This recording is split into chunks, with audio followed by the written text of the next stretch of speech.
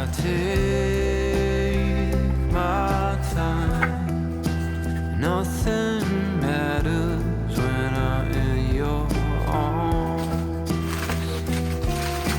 Slow river flows. We rest our bodies on sticks and stones.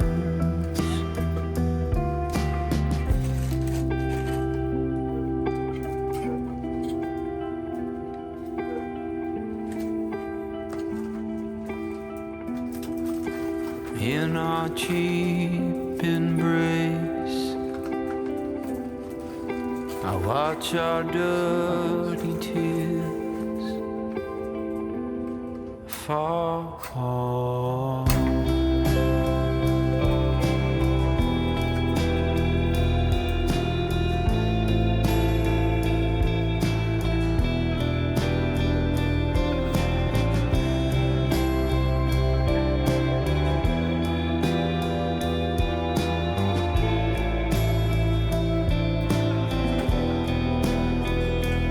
I count the letters on your tights. I scale the lights in a starless night.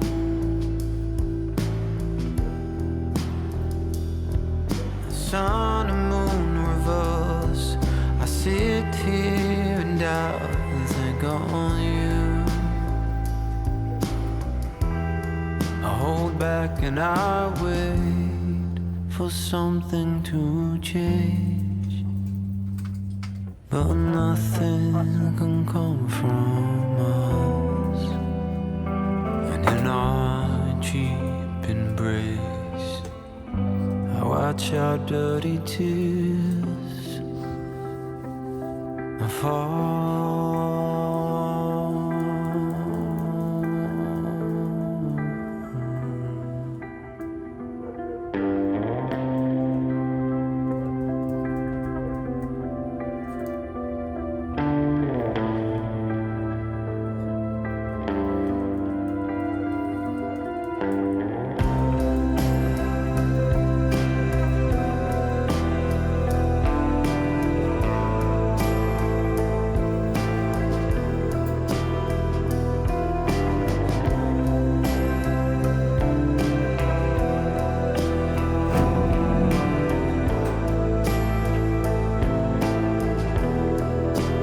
Watch your dirty tears fall.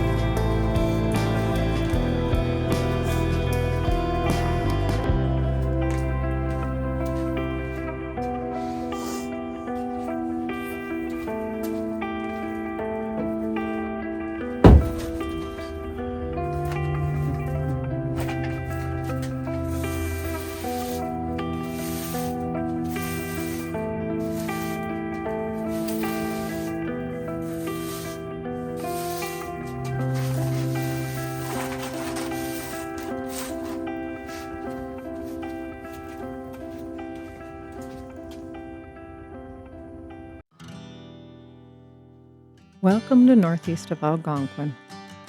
My name's Kara, and I run a small homestead in the woods with my boyfriend John in eastern Ontario in Canada.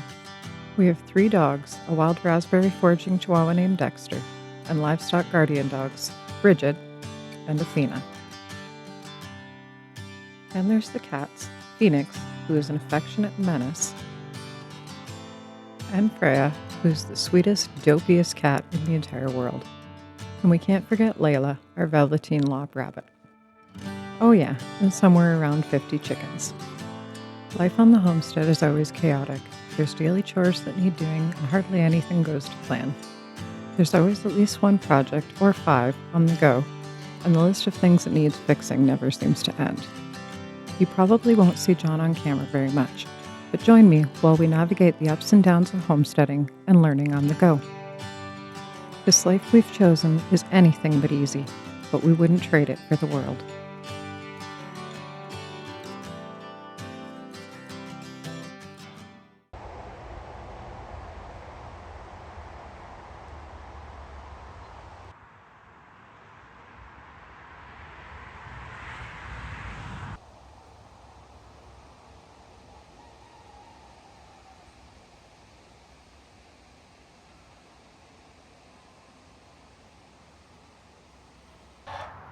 All right, so it's a few days later, and I've got my leaf blower here.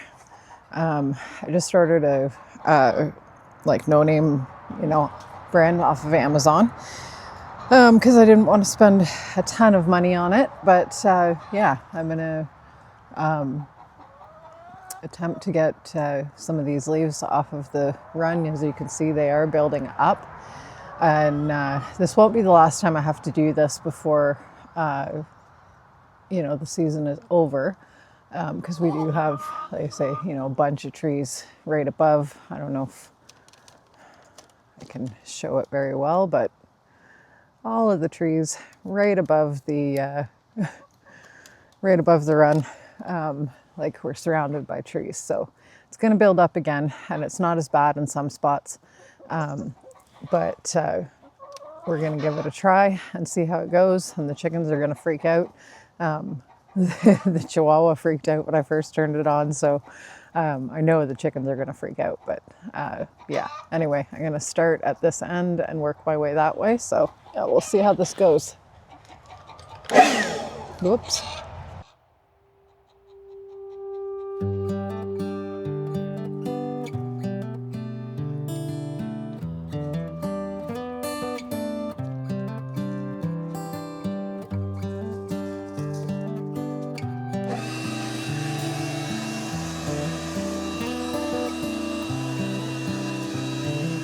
This is as good a day as any to start the rebuilding of life. The roads that lay open are many, and the old one's gone under the night. And I can feel the sun on my skin.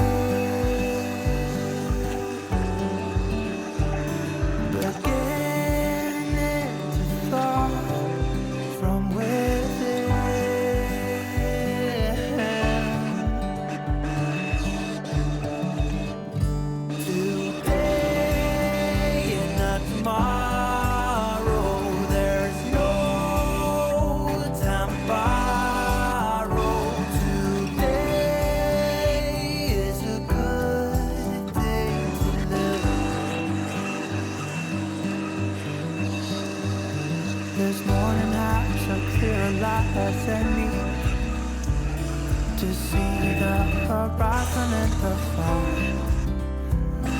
Excuses were too for any, but they've all gone out the window of this car. And when I feel the wind on my face,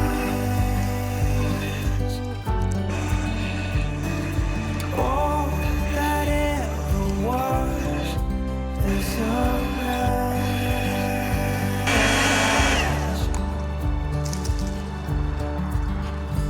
Today and not tomorrow, there's no. All right, so aside from battery life being somewhat of an issue with this, you see like all the red leaves from there are all pretty well gone. So it does work reasonably well,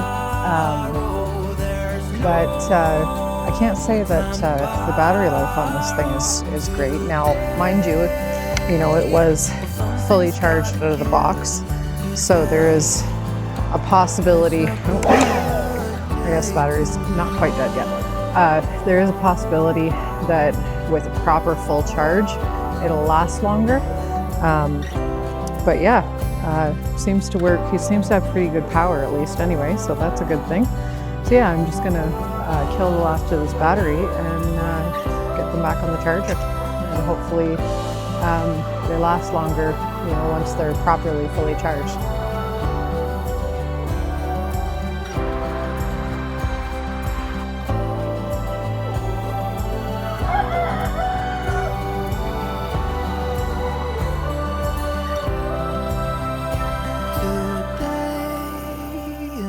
Tomorrow, there's no time to borrow today. But gotta give. Today is a good day today, and not tomorrow. There's no time to borrow today. Something's gotta give. Morning, Elvis. Good morning. Hello, Pearl. You're vocal this morning. Look out. Look out, you guys. Look out, you guys.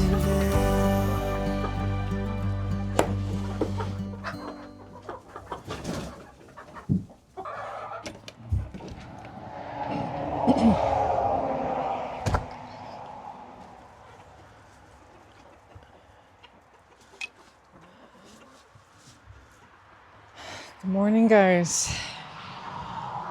So, as you can see, we have reached the point of carrying buckets of water. And as much as I love fall, I do hate this part of it. It's a lot harder on the body this way. But we've had a few frosts now, and we kind of pushed a little further than we should have. And yesterday, I think it was like -4, might have even been colder overnight. And we should have shut the water off the night before, but we didn't. Neither one of us thought about it.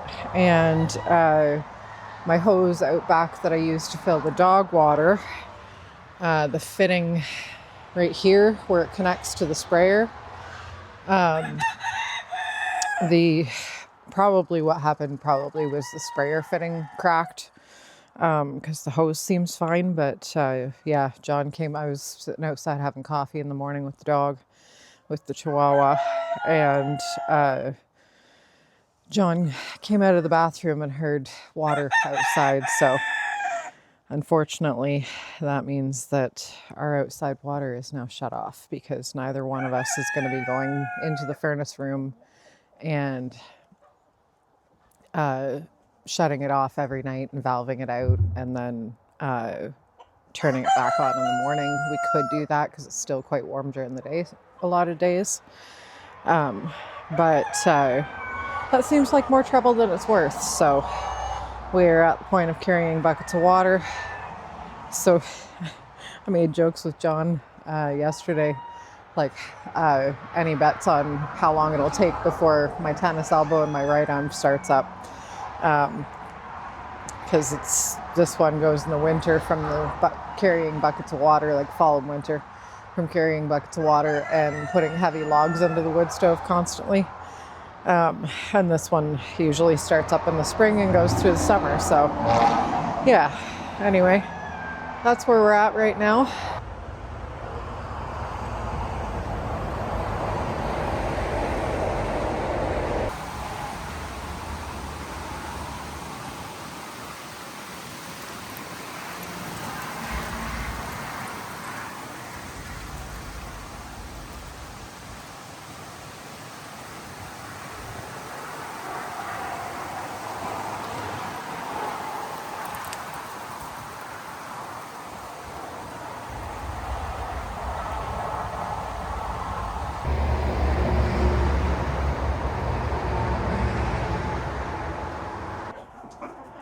So as you would have seen from, sorry, I just got to level this out a little bit, from this morning's chores, we're at the point in the season where we're starting to get freezing temperatures overnight. We've had to shut off the water, which means I'm having to carry buckets of water. I have a dream. One day I will have underground pipes to the coop and I will not have to carry buckets. But today is not that day. This year is not that day. Next year is probably not going to be that day either. So for now, it's hauling buckets of water. But another thing that I do this time of year is I start to monitor the temperature in the chicken coop. So I have here a thermometer. And in my house, I have a receiver, and it's on the wall, and it tells me the temperature and the humidity that's in the chicken coop. And so we're just going to hang this right here. And it's actually supposed to be white, but it's a little yellow from use. Yeah, so we'll start to just kind of monitor the temperature out here and that, so that I know when I need to start using my heat plate for the chicken water. We start getting now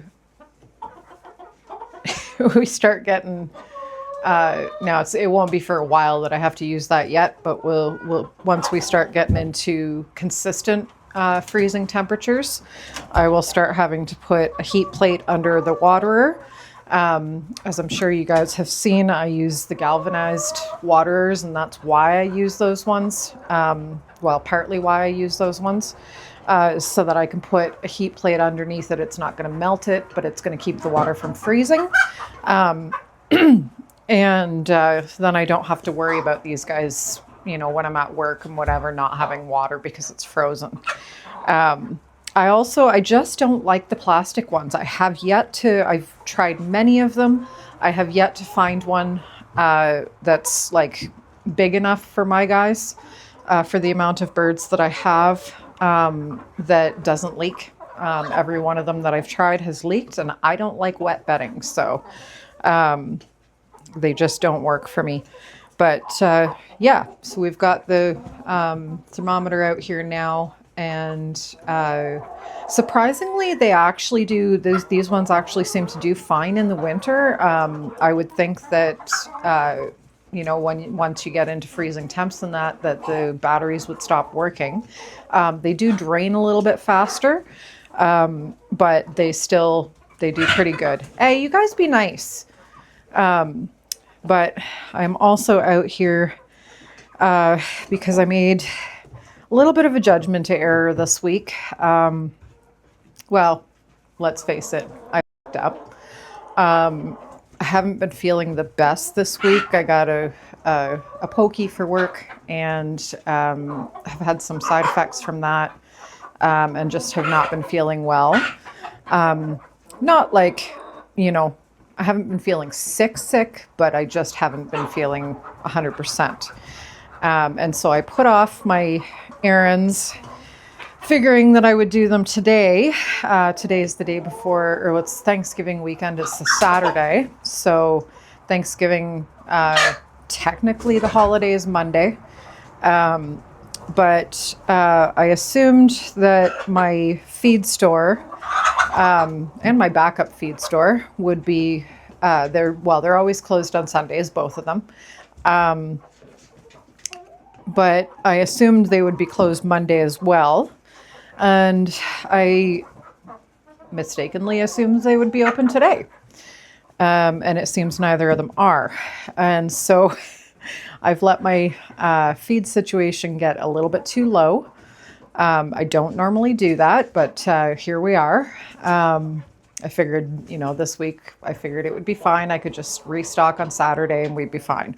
Well, today's Saturday and I can't restock. And I also work Tuesday during the hours when they're open. And so I'm going to have to go on Wednesday, which means we've got 4 days to get through.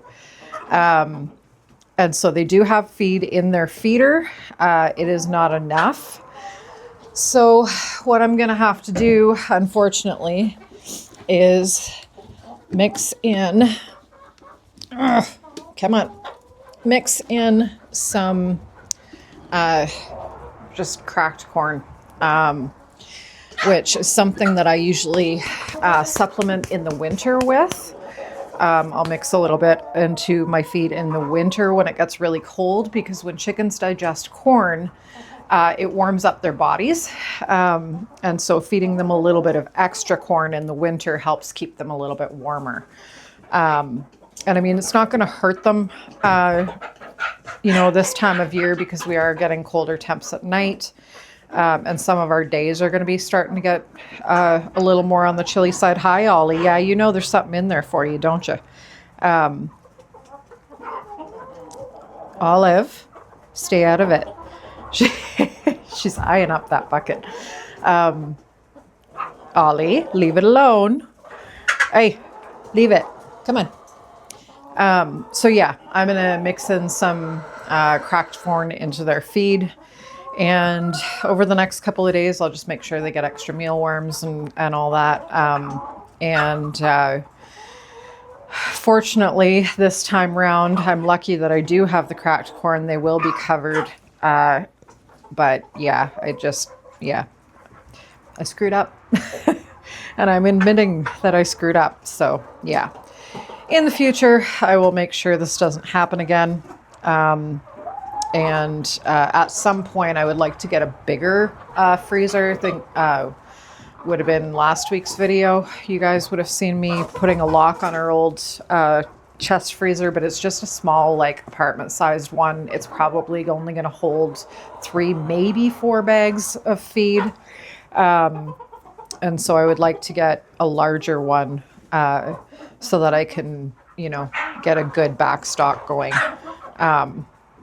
And have that. But yeah, for now, we're kind of scraping the bottom of the barrel for this weekend. So yeah, I'm going to, hi Ollie, I'm going to get the feed mixed in, or the cracked corn mixed into their feed now. And, that way they're not just eating cracked corn for a couple of days. So yeah, glad I noticed now.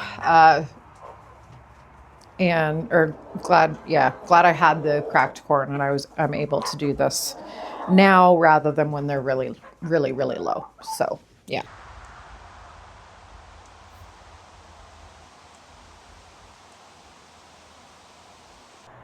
Good morning, everybody. So we're in a new day. And I'm just standing out here by the chicken run, making what's probably a very stupid decision. So this guy here and that guy way back there are this year's young roosters. Well, 2 of this year's young roosters. I really got to focus on looking at the lens. 2 of this year's young roosters. And hi, Ollie. She's always got to see what I'm doing this one.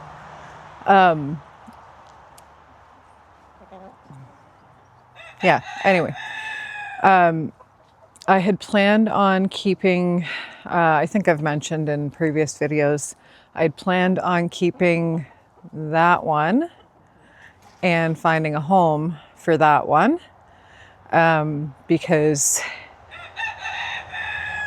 as I always say, you can't keep them all. And I love my roosters, I really do. But I was kind of thinking like that would be too many. But I got thinking about it, and technically I would have less roosters than I did last year because I had 2 roosters pass away last year. 2?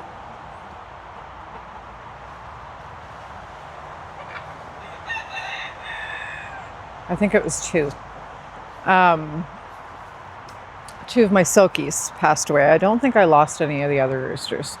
I'm pretty sure that I still have everybody else. Anyway, so I'm thinking I might do something that's probably a stupid idea, but I can always change my mind later. And what I might do is try and actually keep both of those boys and see how it goes. And if like I say, I can always change my mind later if I find that there's too many fights or things like that. I will rehome the reddish guy, Red's son. and just drop it down to keeping the other one. The issue in the winter is that these spoiled brats refuse to go outside in the winter. And so they lose all this space. And the coop's not small. Our chicken coop is 160 square foot. So it's a good sized coop. And there is enough room in there for everybody. But towards the end, one of the little silky hens is outside. Okay. Silky hens, I should say, don't go out very often. So anyway, sorry, squirrel. But yeah, sometimes towards the beginning of spring, like end of winter, they start to go a little bit stir crazy and the roosters start getting at each other a little bit more. So we're going to experiment, I guess, and see what happens. And so we have CJ, who is the white and black and gray and, tan, this guy running across back here. That's CJ. So he's Cal's, where's Cal? Right there. He's Cal's son. And then we have RJ over right in behind here. I don't know if you can see him. There he is. Who is Red's son. Where's Red? Red is over here. So we're going to give it a try, but yeah, we'll see how everybody gets along. Anyway, this has gotten way too long here, so I'm going to stop talking now and go and do some more editing.